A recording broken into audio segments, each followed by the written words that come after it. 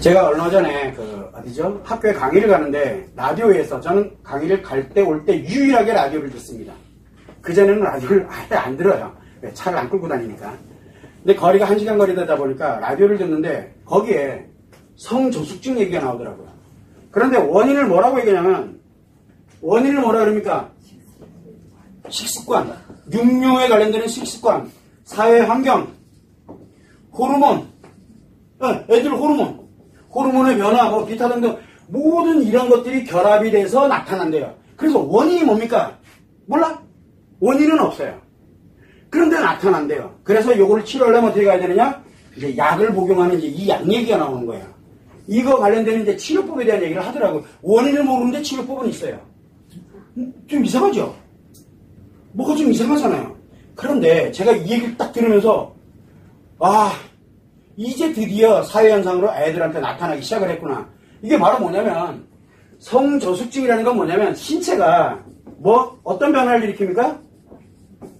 성에 빨라지는 거예요. 성징이 더 빨라지고 있는 거거든요. 성징이 빨라지고 있는 거예요. 애들이 성인 정도 수준이 초등학교 저학년 때 만들어진다고 한번 생각해봐요. 원래는 내가 어느 정도 성장이 돼서 성인이 돼서 그리고 내 자기성 결정권을 가질 수 있고 뭐 할 때 마음과 함께 뭐가 따라가야 됩니까? 심리 발달과 함께 몸이 따라가야 되거든요. 자, 그런데 신체의 변화거든요. 분명히 이건 맞아요. 성저숙증이 생깁니다. 점점 연령이 아마 낮아질 거예요. 낮아집니다. 이 아이들한테 뭐가 들어가면 이렇게 될 것 같아요. 심리적으로 해석해 보자는 거죠. 우리는 여기서 심리에 관련되는 부분을 두 가지로 다루죠. 하나는 마음 이론으로 다루고 있고요. 하나는 성마음 이론으로 다루고 있잖아요. 근데 제가 성마음 이론에서 뭐라고 얘기를 합니까? 성교육 너무 위험하다는 얘기를 계속 하고 있잖아요. 아이들에게 어떤 영향을 미치는지를 제발 좀 알으라고. 교육하는 분들아, 의무적으로 하려고 하지 말고. 그래서 신체 변화가 일어납니다. 왜 신체 변화가 일어난다는 얘기는 뭐냐면 몸 안에 뭐가 존재하냐면 마음이 존재합니다. 이 마음이 몸에 영향을 미치고 있는 게 아니에요. 뭐가? 요 안에 있는 성마음이 마음을 통해서 몸에 영향을 미치는 거예요. 그러다 보니까 이 몸이 여기 안 크기만큼은 얘가 따라가려고 들거든요. 따라간다고요. 그런데 아이들한테 지금 성에 관련되는 정보가 얼마나 많이 들어가는지 여러분들 상상도 못할 거예요. 영상만 열어도 다 성이에요, 지금요. 게임도 다 성과 연결이 돼 있고요. 한번 가보세요. 여러분들 끔찍한 일이 막 벌어지고 있어요. 애들이 여기에 노출이 많이 되면 많이 될수록 이 변화 속도가 빨라집니다. 변화 속도가. 성저숙증의 원인은 물론 사회적인 환경이라든가 호르몬의 변화 기타 등등도 충분히 있어요. 이것도 연구 대상이에요. 그런데 결정적인 건 뭐냐면 신체 변화는 원인을 못 찾잖아요. 그러면 원인을 만약에 여기 있다라고 한번 생각해 보자는 거예요. 그러면은 이 성에 관련된 이 성마음이 가동을 하기 시작을 하니까 마음이 움직이게 되고요. 여기에 영향을 미치게 되고 이걸 어떻게든 몸이 수용을 해야 되거든요. 왜? 몸과 마음은 함께 가고 있기 때문에. 그럼 이 몸이 수용을 하려다 보니까 몸이 변화되는 속도가 빨라지고 있다는 얘기예요. 몸이 변화되는 속도가 빨라지는 거예요. 왜? 여기에 예를 들어 임신에 관련되는 게 뭔가 정보가 잔뜩 들어있어. 이 몸은 임신할 수 있는 몸으로 변화가 일어나기 시작하는 거예요. 그 꼬맹이들이. 그럼 지금 본인들이 뭐하고 있는지를 알아야 될 거 아니에요. 그런데 문제는 뭐냐면 마음이 이런데 관심 없어. 성마음이 이런데 관심 없어. 의무야. 무조건 다 해야 돼. 의무적으로. 이런 결과가 이거는 시작이 불가해요. 제가 얘기했잖아요. 성교육의 폐해, 성교육의 문제점 우리 영상 많습니다. 조회수는 거의 없어요. 그 조회수는 없어요. 상대의 마음을 사로잡는 방법이 조회수가 지금 약 거의 100만 건에 육박하고 있습니다. 그런 거는 관심이 많아요. 그런데 우리 아이가 갖고 있는 성교육이 어떤 문제점을 갖고 있는지 어떤 대안점을 가져가야 되는지를 알려놨는데 그건 조회수가 100건도 안 돼요. 그렇게 오래됐는데도. 왜? 관심이 없다는 얘기야. 애들은 보기에는 관심이 없다니까요. 애들이 지금 이걸 내 아이만 아니면 안 돼. 내 아이만 아니면 돼요. 중요한 건 손주 손녀는 어떻게 할 건데? 손자 손녀는 어떻게 할 건데? 그러면 그 아이 때는 더 빨라.